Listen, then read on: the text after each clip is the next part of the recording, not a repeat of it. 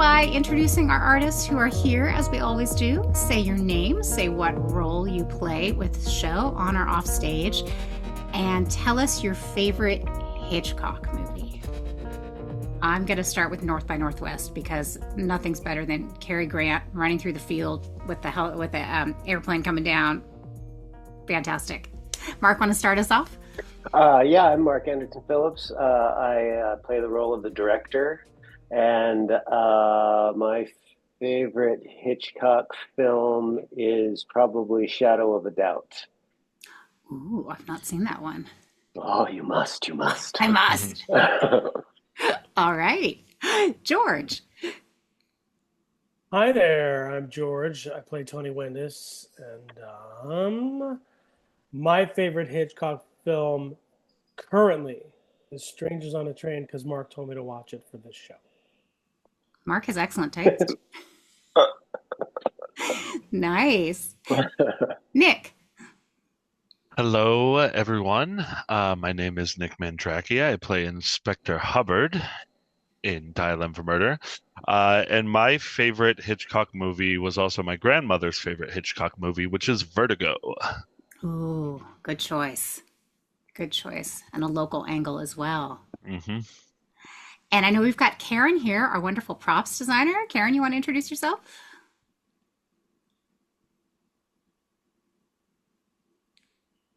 Sure. I'm Karen Leonard. My pronouns are she, her. Do you have a favorite I Hitchcock? would have to say Rear Window.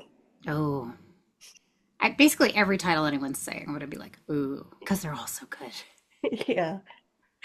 And thank you to Karen and Cheryl for being valuable show producers. We couldn't do it without you. And I know Paul Resch is on here as well. Paul and Nancy are valued producers. They were some of the producers for Running After Shadows, our previous show.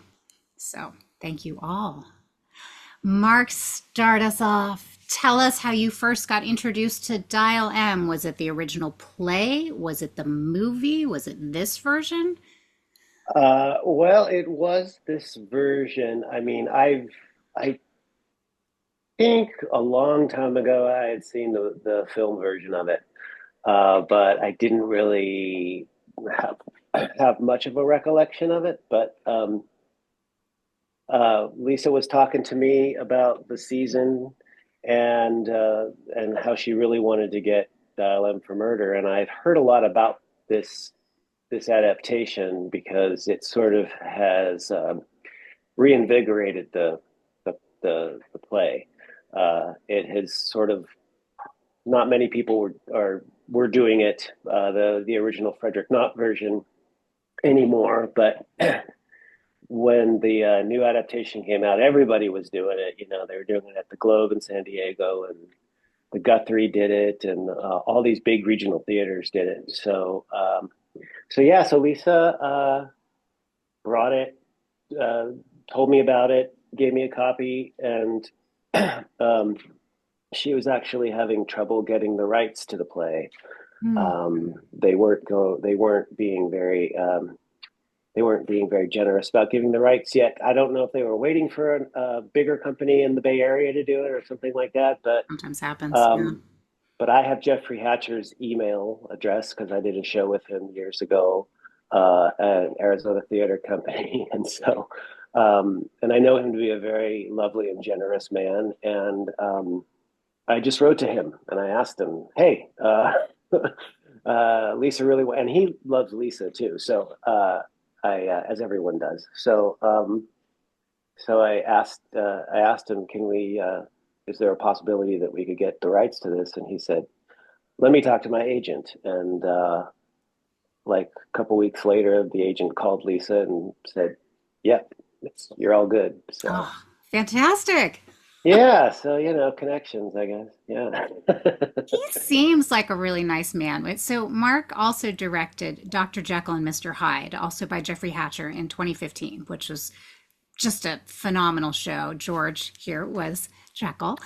And Sure. yeah, and I did a Skype interview with the playwright at the time, and I remember thinking how kind and generous he was with his time, and because he looks very official, and he's got his beard, and I was a little bit like, oh, is this going to be what's this going to be like? And he was, yeah, he's fantastic, and he's got just such a gift for dialogue. Yeah, he's really a lovely person, and he's so good at this particular skill set of taking things, either adapting them completely, like he did with Jekyll and Hyde, or changing up an existing play, which he wasn't super interested in doing. He didn't think that the play needed it, but because he thinks he loves the play very much. Dilemma, But I mean, yeah, Dial M, yeah, excuse yeah, me, yeah. But the artistic director of the Globe wanted to update it, um, and so uh, I think the artistic director suggested, how what do you think about making the character of Max into a woman, just to sort of up the stakes in a way that makes it more sort of approachable to modern audiences, so that because being gay in 1952 in the UK was not a was not something that was legal. So yeah, yeah, so it was so that he so and he also, the other thing that he wanted to do was he wanted to give the character of Margot more agency, which she does in this version for sure. Margot spends a lot of time in the Frederick Knott version, just sort of having things happen to her all yeah. around her, and she's sort of like always trying to catch up and stuff like that. And um, but I think Jeffrey does a really nice job of giving her a lot more power in the story. So, and I think that's a wonderful touch. So, Yeah. Yeah. Definitely, definitely. Yeah, I saw an interview with him when he was talking about, yeah, the heightened stakes of having this relationship be revealed certainly certainly add to the suspense of this thriller for sure. Yeah. absolutely, absolutely. And, and I know that George and I talked about this a little bit. You have been in three plays of his. Oh, are you still there? Oh, four, four. Wait, how did that happen? I thought you were three. Okay, so this one, Three at City Lights. Dr. Jekyll and Mr. Hyde, Complete Female Stage Beauty, and then the fourth one is I did a long time ago his two-hander adaptation of The Turn of the Screw, that's right. Henry It James wasn't novel, City which is Lights. excellent. That Yeah. is a great script. And it's a great script. It was my first Hatcher, and I'm like, who is this guy? And then I found out who he was. He's fantastic. Yeah. What do you love about him as an actor? I mean, I think he takes these seemingly old plays, or seemingly old novellas, um, or these old stories, and sort of he updates them in a way that makes the dialogue very immediate and actionable. Hmm, hmm. There isn't a boring phrase in any of his plays. There isn't an ounce of fat or over exposition at all. I think he just has a way of writing for actors, whether it's you're adapting from a novel or an older play that might have just been longer page wise. He just has a way of writing in the style of the author or the original playwright, and having it be just like Dr. Jekyll and Mr. Hyde is beautiful. I was rereading some of those passages just before we started Dial M. And he just has a way of just writing these beautiful poetic passages without it being overly written, without it being overly flowery or anything. And he just has a way of making it immediate, cutting to the point, keeping it very lean and very actionable. Yeah. And just a way of, it's very exciting. And his stuff is very theatrical, written for the stage, oddly enough. Yeah, I had some people say to me, "Oh, I saw the Hitchcock movie and I saw it so long ago, and I sort of remember it, and I remember that Grace Kelly is so beautiful, but you don't have a lot of people say like, oh, that seems like a story for today. Everyone says, oh, I saw it a long time ago, like it's in the past, and he pulls these stories into the present without like adding a lot of modern slang, like they still feel true to the time, but they feel approachable to us. Yeah, and there it seems like with each of his, I mean, with each of his plays, I haven't each of the plays that I've read. I might have read another one that I wasn't in, but there's a hook, there's a change in it that he makes, right? The Dr. Jekyll, Mr. Hyde has four Mr. Hydes, right, and one of them is female, and that's a different sort of aspect of it. And we when we did it 10 almost over 10 years ago, we they had all the hides had different kinds of personalities that aren't necessarily in the script, but that's how they worked it out with Mark. And then this one has obviously the thing of changing Max to Maxine. Turn of the Screw was a two-hander where he has the I think the female stays the governess the whole time, and then the male actor plays everybody else, Mm. um, male or female, and with no costume changes or anything because it's very instant, and that very theatrical and very, immediate. Um, and I'm not sure what the change was for a complete female stage beauty. I think it was a movie first. He might have adapted it from the screenplay. I don't know. I know it was a movie with Claire Danes, but I'm not sure those exact differences. But that felt very modern in the time of Shakespeare. Um, so that had its own sort of language in it too, its own vibe to it. Sure, sure.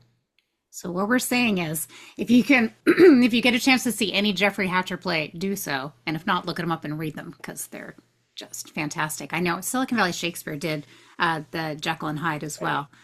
Mhm. Really fantastic script. Cool, cool.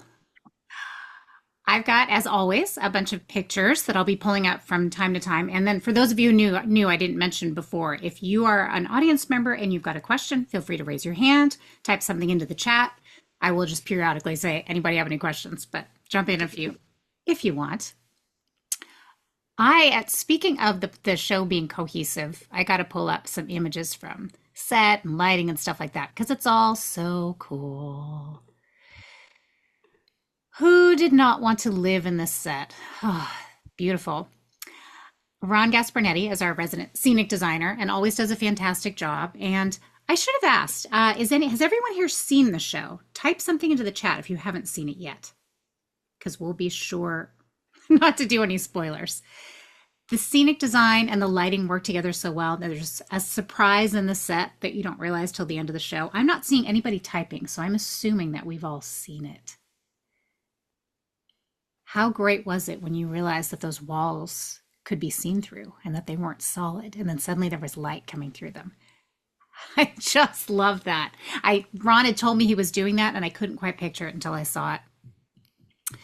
Our lighting designer, Justin, also, this is one of my favorite images. When our photographer, Christian Pizzarani, sent over the photos, I grabbed this one immediately, and I was like, this is the show. It's so dramatic. It's so strong. So beautiful. Also, major kudos to our costume designer, Kristen London, and Karen Leonard, our props designer. So much going on. So much feels like you're back in time. And one thing I kept saying about these photos is that Maria just can really wear these period costumes. Like I sent this one to her and I said, I think you're auditioning for His Girl Friday. Like she's just back in time. And it is so cool. So congrats to our photographer and all our wonderful designers. Okay, if you as an audience member have a favorite design that you love that you want to tell us about in the chat, whether it's a costume or a prop or a moment of lighting, let us know and type it in the chat so we can chat about it. I wanted to also go into a different part of design of the show and talk to Mr. Nick, who has so kindly offered to chat with me about this. Nick, besides playing Inspector Hubbard, is also the fight captain on the show, and he has worked numerous times as a fight captain and a fight choreographer, which means that he is responsible for helping make a lot of the physicality of the show be effective and powerful and also safe for the actors. And I've asked him to tell us a little bit about his role as fight captain, and then we'll pull up some pictures of his work after that. But Nick, tell us about your work on this show.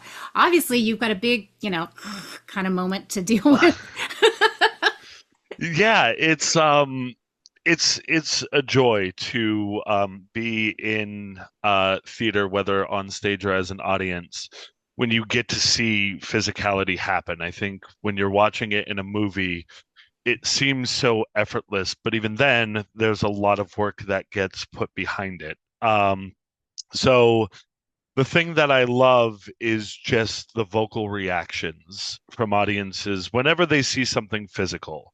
I think when you think of shows that automatically have things like sword fighting, or when a gun gets fired and you feel the intensity of the moment. It's much more special when you're in an audience staring just a couple feet away from when it happens. So for this show specifically, it involved an attempted murder. And I guess there are a million ways to try and plan a murder to see how you're going to do it. Never going to say that it's an easy thing to do, nor would I know. But this one specifically was very detailed in terms of how it was supposed to be set up. So with first our wonderful fight choreographer Jonathan Ryder, being in the room as a fight captain, you really get to hone in on every single meticulous detail that gets paid attention to what happens in a fight. And with this one specifically, it involves a choking matter.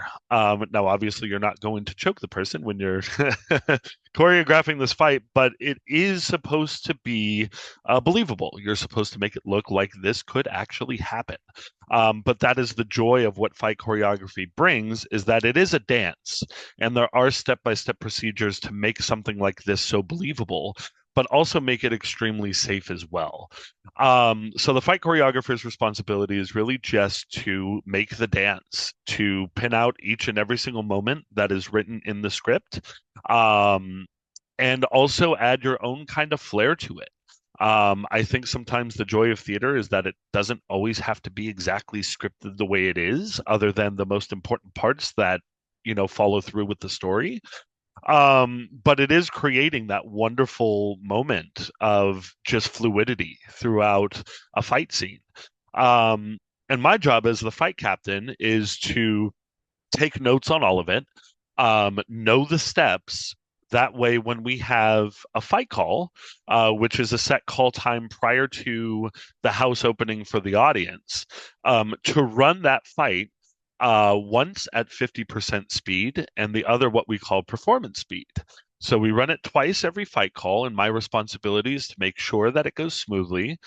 But beforehand, to make sure that I check in with the people who are involved in said fight scene or said physical moments, and checking to see if they are okay for the day. If there's something that's a little bit sore, there's something that they are unable to do, it is my responsibility to find an alternative around it if they absolutely cannot work through it, or to just make sure that things are copacetic, things are 100% ready to rock and roll, and we just allow them to run the fight and touch base with them afterwards, see if everything works, and we're off to the races with doing it in live action. So it's a blast to just be in the room and be a part of something so magical like that.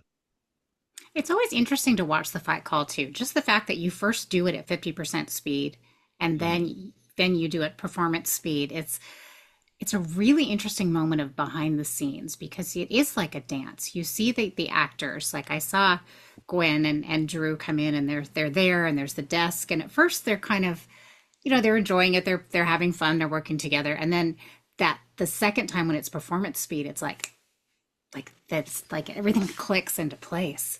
Yeah, and I feel like the reason why 50% is so important, especially, is because take, for instance, the fact that we didn't have a Sunday performance because it was Easter Sunday. That could very well throw off the momentum heading into another performance weekend. So to have that 50% there really does mean that we do take it slow to make sure that we still remember and it's still fresh in our heads everything that we go through and that we try and make it as smooth as possible. But it's also just for safety precaution. So to have both of those speeds in a fight call before you actually do the show is really helpful to make sure that we prevent any sort of hazard, no matter how big or how small, when we go out and perform. It's really Sure. awesome. Yeah, yeah. Nick sent over some photos for me, and some of them are from Dial M. Let's pull these up here. Spotlight. So some of them are obviously from other ones, but tell me about those two shots that are on our stage. You have, yeah, that's a dramatic Yeah, moment. absolutely. So, on my phone, it was my responsibility as we were doing fight choreography, which was on the right side. This was actually the first time that we had our fight choreographer there, really being able to script in the moments. I record from multiple angles just to make sure that from either side point of view on the audience, that for one, everything is flowing smoothly, but two, to make sure that one, the actors are safe, but two, from different perspectives, a fight can look different from different angles. Oh, So yeah. so for me, it was important to record from multiple angles, knowing exactly what it looks like from each side of the audience. And just to have it on record in case any actors have any questions or anybody else has any questions about how it looks, you know, at this specific step, what do we do here? It's really important that I have it on file and have that throughout the entirety of the process of the show so that in case there are any questions or things that people forget, especially for the understudies as well, shout out to Matt Davis and Tiffany and Sydney, if Yeah. ever they were to go on and they didn't feel comfortable with the fight because, let's say, for instance, they forgot a step or two, I have this as reference to be able to show them to say, hey, at this moment, this is what's going on, and to be able to explain it to them. So for me, it's just really important to have this on file. That way, if anything comes up, I at least have it to be able to show them. Yeah. Yeah. And especially with a moment like that where you have this attempted murder, it's there's so much there can be so much emotion for the actors. I would think it must free them up to concentrate on their performance if they have this real knowledge of all the steps that are going into it physically. Absolutely. Yeah, yeah. I like that photo in the middle because you can see some of the other equipment, and I think you can see, is that Ben or is that Mark? I can't tell at the bottom of the photo. That's Mark at the table. There's Mark at the table. Yeah, you can see, get a little taste of the other tech that goes into the show. Yeah, absolutely. And tell us about the other photos. Looks like you're doing some sword work or. Yeah, so the top left, a long time ago, there was a little Shakespeare festival that we were holding out in Los Gatos, and there was one specific night dedicated. We called it Fight Night, and that was to show audiences who wanted to attend what it takes. In the world of fight choreography to create something special. We had access to swords and other props that we used. And it was also a time for the actors to help choreograph their own fights, to be able to show the audience members just how fun it really is to enjoy watching a fight on stage. And so right there, as you see, I'm holding on to a kid probably for dear life, hoping that nothing happens, but really just walking them through the steps so that they can also have, either the interest or the excitement to be a part of theater and be a part of some really cool fight stuff that goes on. But obviously with Wonderful. safety as a standard. Yeah. Um, that bottom left one is probably my most favorite fight choreography project that I've done. This is a show called The Liar. It's by David Ives. David Ives is a wonderful adapter of very old school Was this at the shows. Western stage? This was at the At Western Salinas, Stage. that's right. Yes. Yeah. So I got to help choreograph this amazing fight. And the one thing about that fight that I loved more than anything is that the jeans that you see that I am wearing, those actually are supposed to fall via a trigger by a sword slap. So there's something that is supposed to happen that triggers the pants to become loose and immediately drop in the middle of a fight. There's a moment where we're in separate corners, and all of a sudden you just see the pants drop. So to be able to choreograph such an amazing sword fight with the super cool costumes of that time, but also to be able to choreograph the moment where my pants are supposed to drop in front of an audience. Um, Moments like that are just the coolest thing in the world. So just had to throw that one out there. I love it. That's so cool. Yeah. So fight choreography is just it's amazing. It's so cool. It's wonderful that you got to work on different parts of your artistry in this production. Very cool. And if you don't recognize him now, I'm mentioning that Nick was also in our production of Dracula, a comedy of terrors last fall, and was so funny.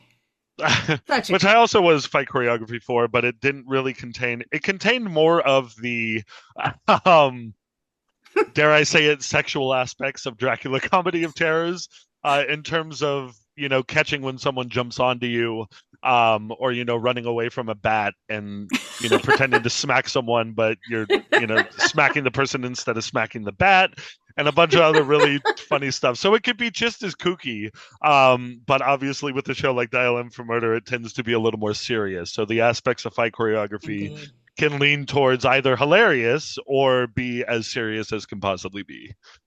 I love it. Thank you so much, Nick. That's so interesting to have Of that behind course. the scenes look. I'm going to pull up one of the photos of the actual heading into the scary, I should say. And there's one of the early moments with Lesgate, and of course, beautiful lighting. And yeah, I have some of the photos of the actual attempted murder, and they're really disturbing. I guess that's a compliment to you, a compliment to both of you. Oh, it's good stuff. Sorry we don't have Gwen here tonight. I have some great pictures of them. As always, Gwen is also another actor who looks fantastic in period looks. Some of these outfits that Kristen put them in are just, oh, so good. So good. And Karen, I like that ashtray. It caught my eye. I was thinking, Karen, do you make any food for the show? Because Karen makes fantastic food props, and I'm trying to remember there wasn't any food, was there? Just a lot of No, drink, no food. A lot of cigarettes. a lot of cigarettes, A lot a of lot of cigarettes. drink, And yes, and a lot of liquids. and matches, and Well, matches. yeah, yes, a lot of liquids. Yes. So Which good. I did go and have to get black tipped matches because they weren't red back then. Interesting. So I was like, okay, I want to make sure I've got the right style of match. I Mm. wonder if people would have spotted that. I mean, you Well, would. probably not, but you know how I am. No, Karen is amazing attention to And detail. Mark is very particular, and that's why I like to work with him. So he would have known, and he would have come to me and said, Karen, what do you think you're doing? We are both real prop nerds. So yeah. Well, it's such a pleasure to have both of you, especially on a period show like this. So, did you had to order the matches specially? You were like, I need 1952 matches or Just black tipped black tip matches. ones. I didn't have enough because she strikes a lot. She's A right. lot. Indeed, indeed. Well, it's always great to have Karen back, and it's always great to have George back. Maria's not here tonight, so I can't completely embarrass her, but also I'm just embarrassed the two of you. I said, Mark, I want to talk a little bit about how much I love having George and Maria together on stage. What a great team they make, especially in your shows. And I pulled up a few of those photos too. We've got two of just the most fantastic shows at City Lights. We have Blithe Spirit from 2023 and Silent Sky from 2019. If you saw either of those shows and love them, put a heart in the chat. Mark, are they not like your dream team? I'm sure you have lots of dream team actors, but is it just so much fun to cast these two together? Um, Thanks, Paul.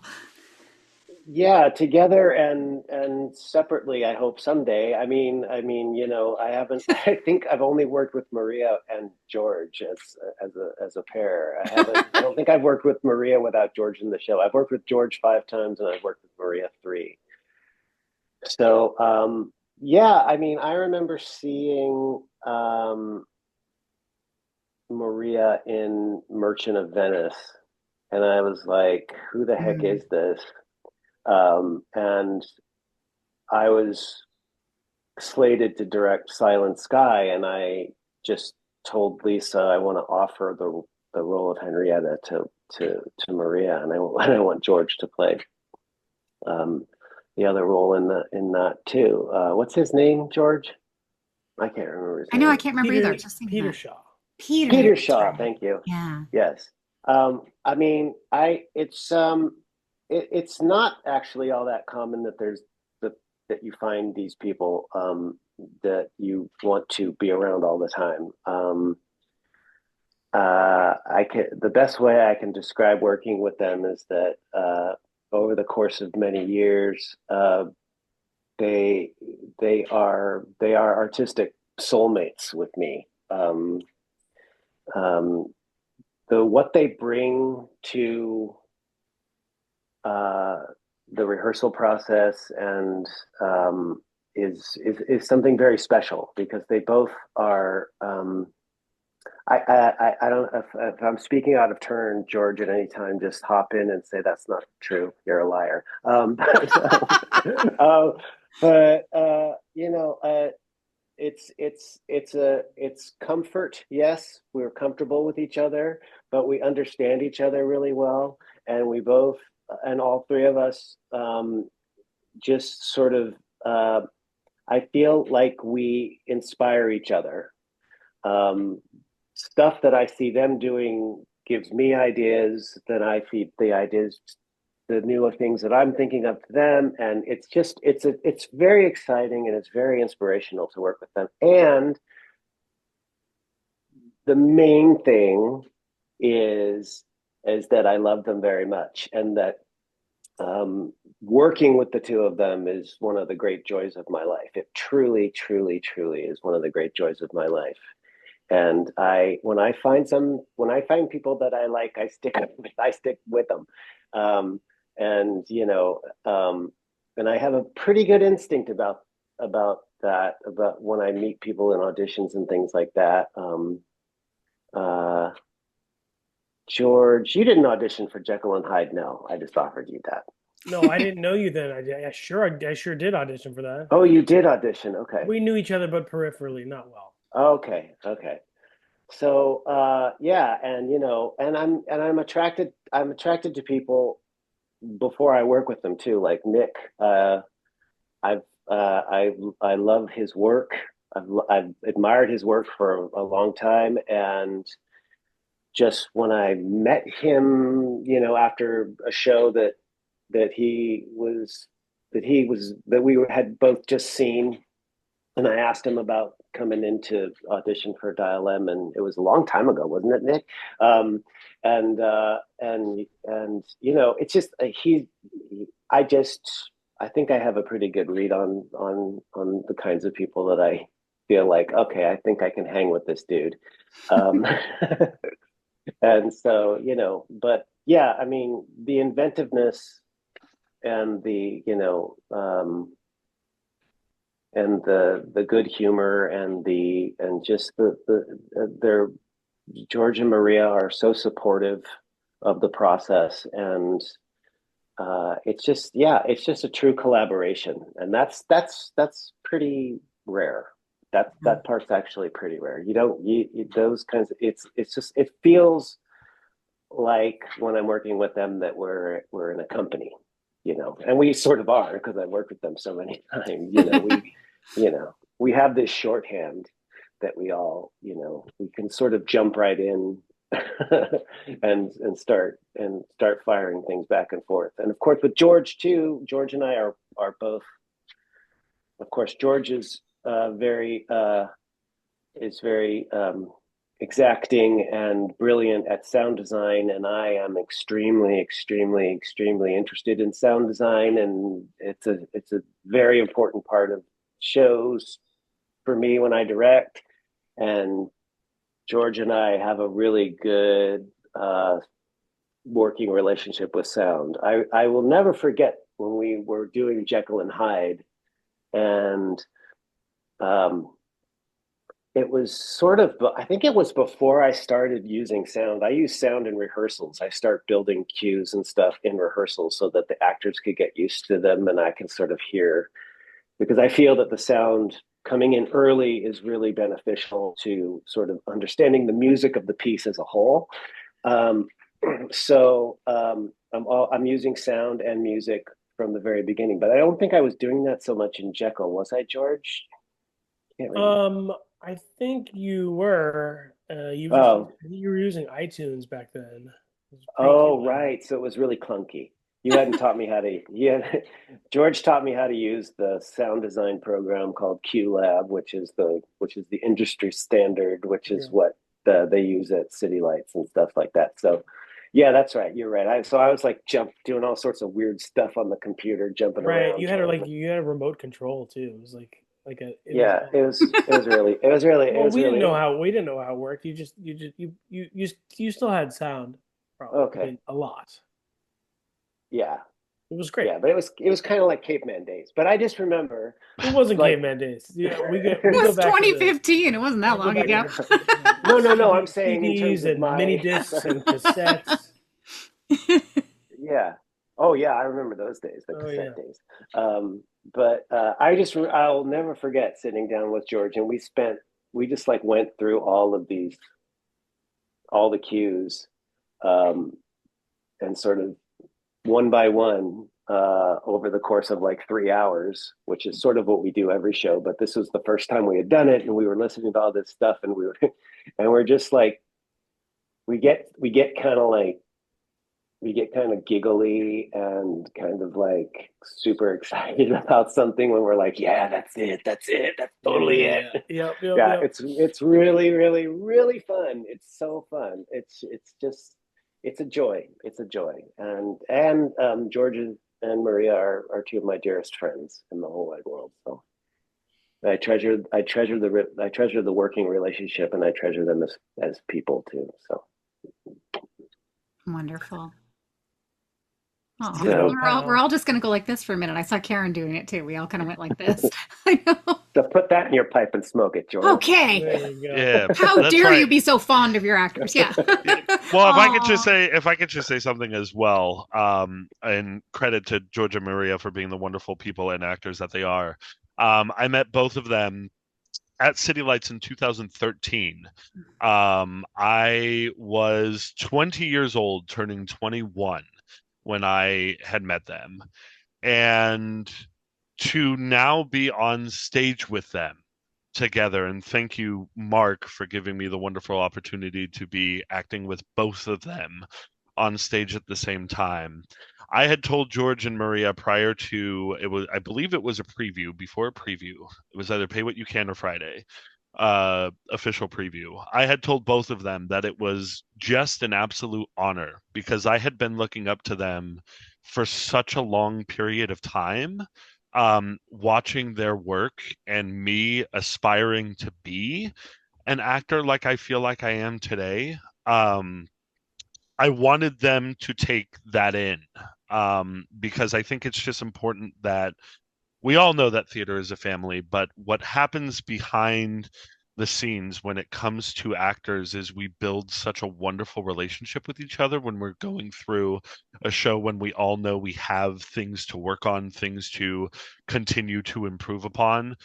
But like like Mark has attested to, their chemistry on stage together is amazing. And to just be a part of that, you just can't make it up. You can't put in enough words.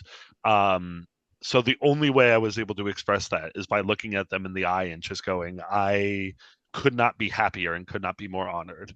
And like when Mark had asked me to audition, I had to run to everybody I knew and say, Mark asked me to audition for his show.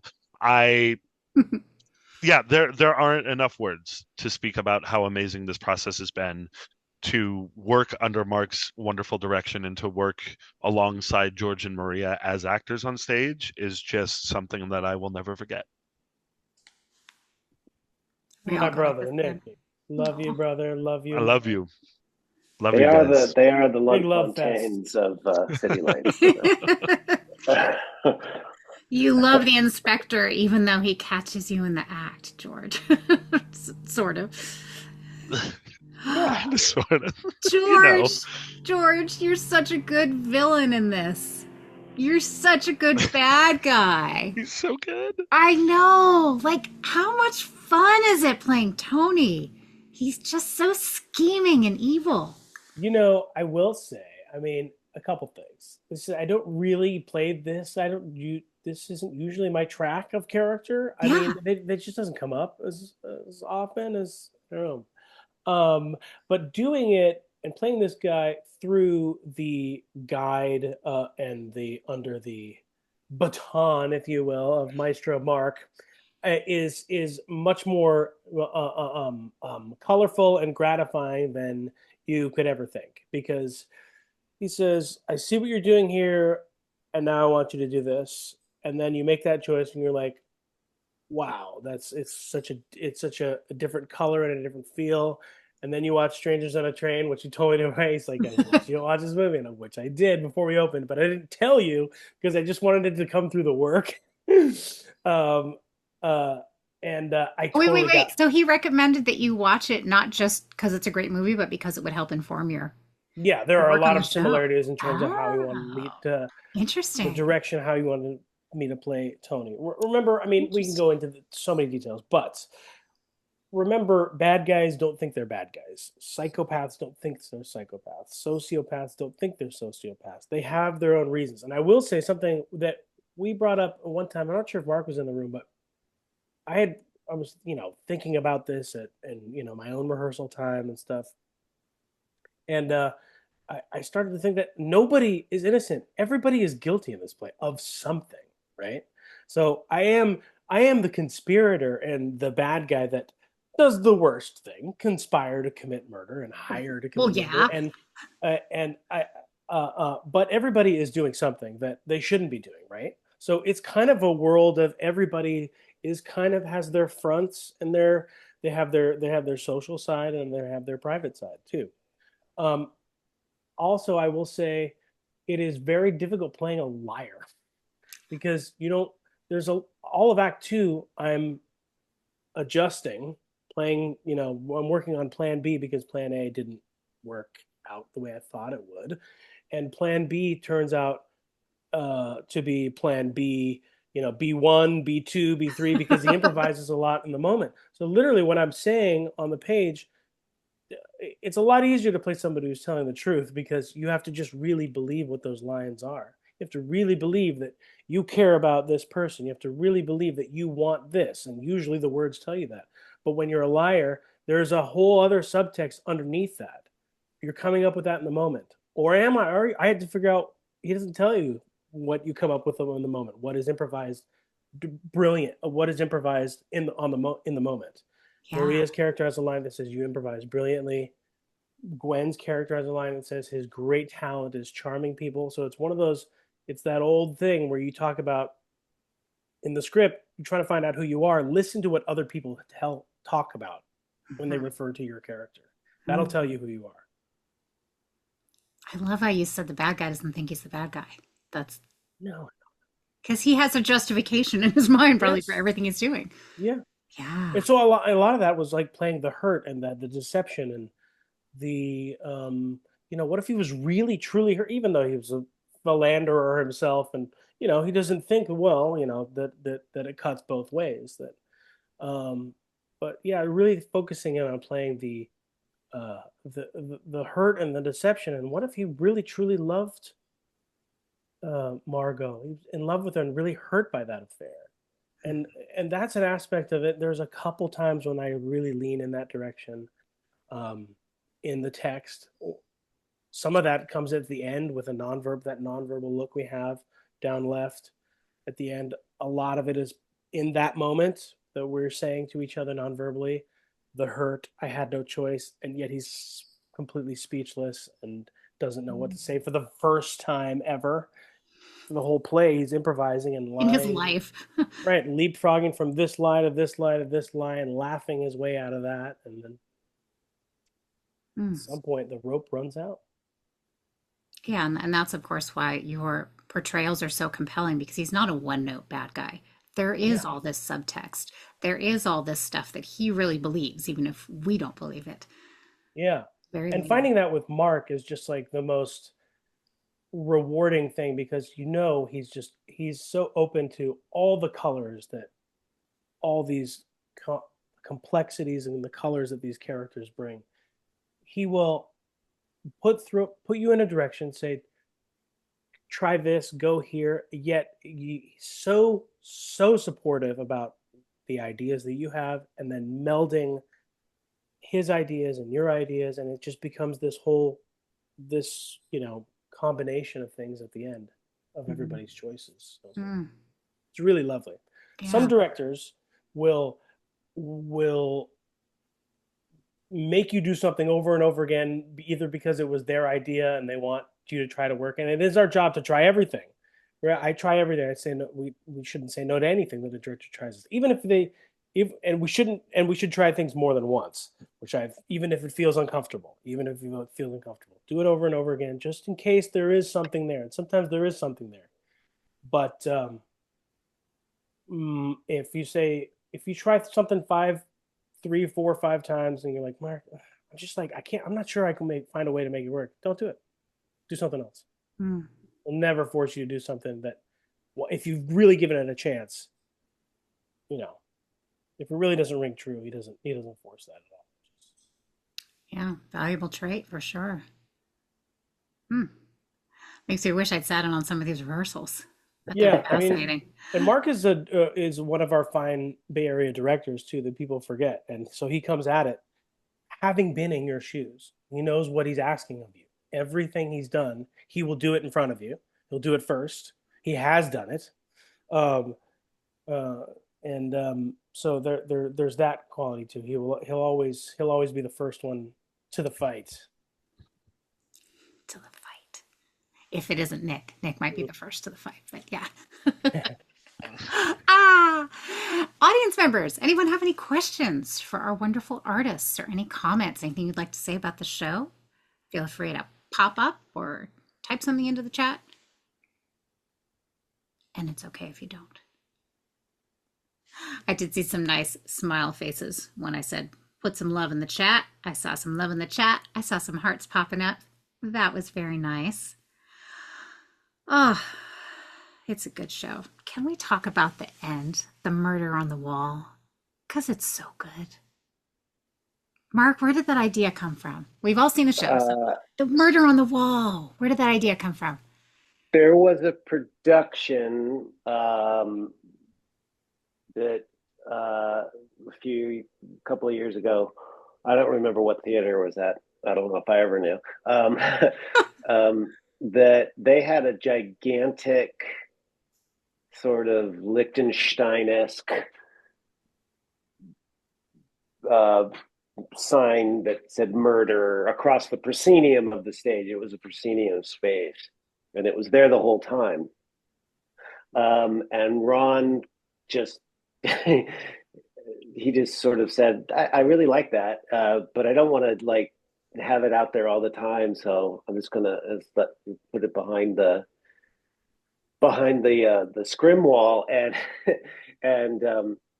knowing, and it was fun too because it was cool because both of us were. I was like, sure, but then when we got into tech, it was sort of like, where are we going to use this? How are we going to use this? Mm-hmm.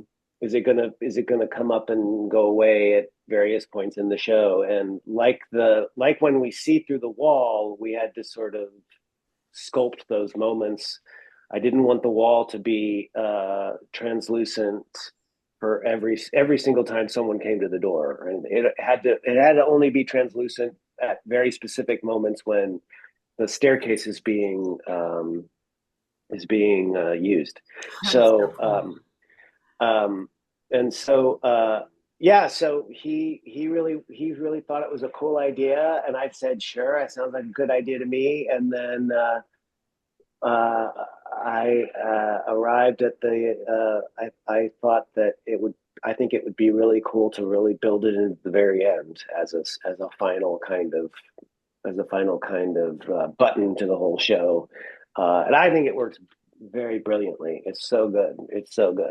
I wish you could see it, Nick and George. I wish you could see it. It's so good. Out of my peripherals, I kind of see it because I'm looking at George. So I at least see red on the wall. I can't exactly look at.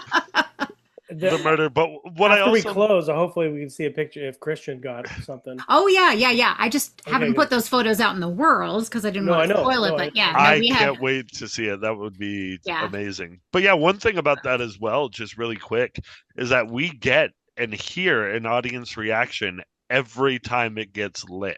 So Mm, whether it's like a little chuckle or whether it's like a ooh, we get a reaction from someone in the audience every time that thing shows up on the wall, and it is nice. so cool. It is so cool. And I love the moments when you can see the stairs behind and where the key is going to be underneath. It's so ghostly and it just reveals itself. It's such an interesting touch there. Yeah, the thing that almost gives me chills as well is hearing George drag the key along the stair when he picks it up before he enters. That sound in silence gives me a chill every time I hear it because I can't see it, but when it happens and I hear it, it's chilling. It's honestly chilling. One time I dragged it so well I dropped it. I really wanted to make the sound. I'm like, I want to make him hear in the back row. Kerplunk. That's awesome.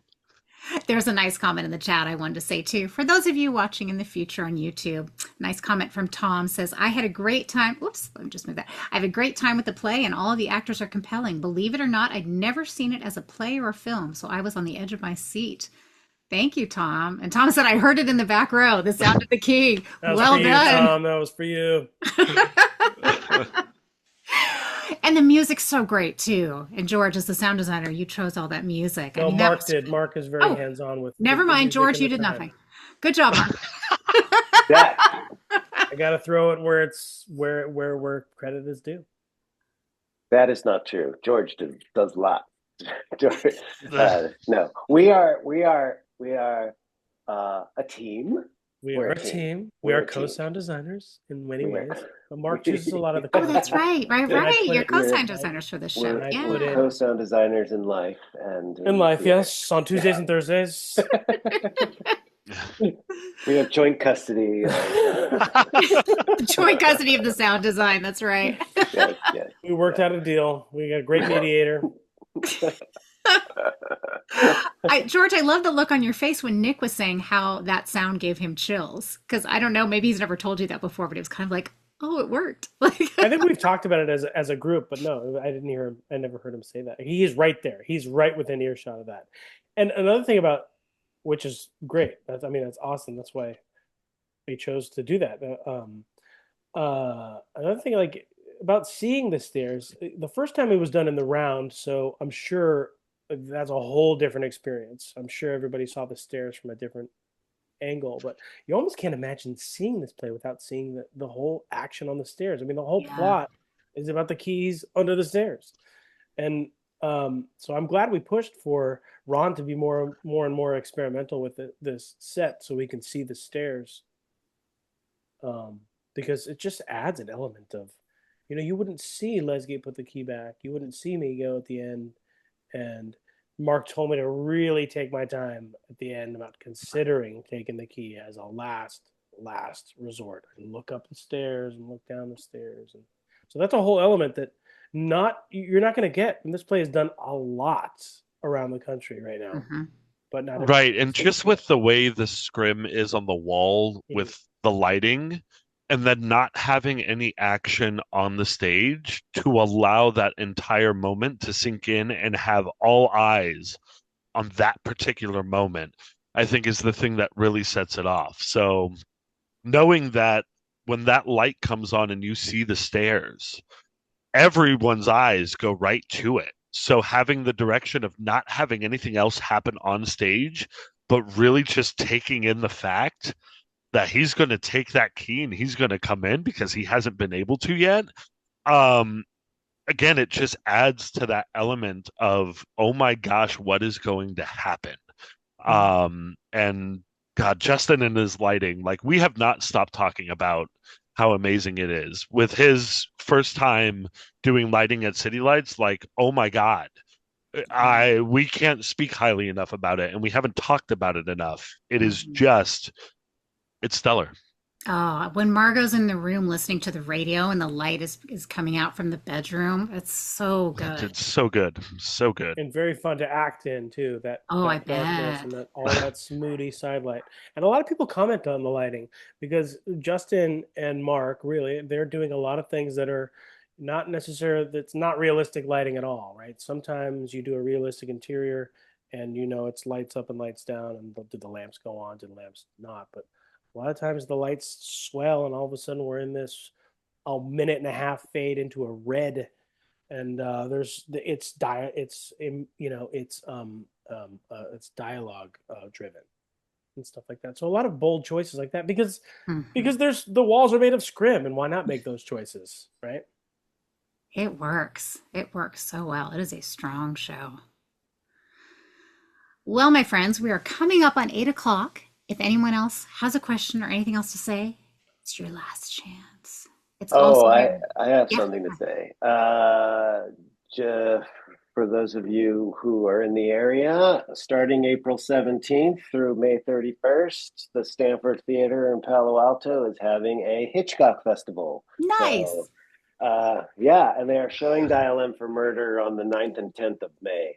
And we as a cast, we all have to go. I'm so there. Oh my God, Okay, in a heartbeat. right on. Yeah, and seeing it in that theater too. Yeah, So, yeah, yeah. yeah. So he's showing all the greats. I Oh, mean, that's it's wonderful. a long festival. It's over a month, so you meet a lot of movies. Well Oh, I'm Very deserved. so cool. there. Well I'm so deserved. there. And of course, there are a few performances left of Dial M. If you want to see it again or you want to tell your friends to come see it, run through Sunday. Sunday is just about sold out, but there are performances on Thursday, Friday, and Saturday. So please come. Come one, come all. Uh, the next show at City Lights is Anthropology, which is another thriller, but a very high tech modern AI thriller written by Lauren Gunderson, who wrote Silent Sky and many other plays. And that'll open in May. And we'll have a Zoom talk back for that on June 2nd. So hope to see you back in the theater and or back on the Zoom, all of the things. And I think we'll call it a night. Thank you all so much for coming and chatting about this fantastic show. Everybody break a leg this last weekend. Have a great time. And we'll see you back at the theater. Good night, everybody. Thank you. Thank Good night, you. all.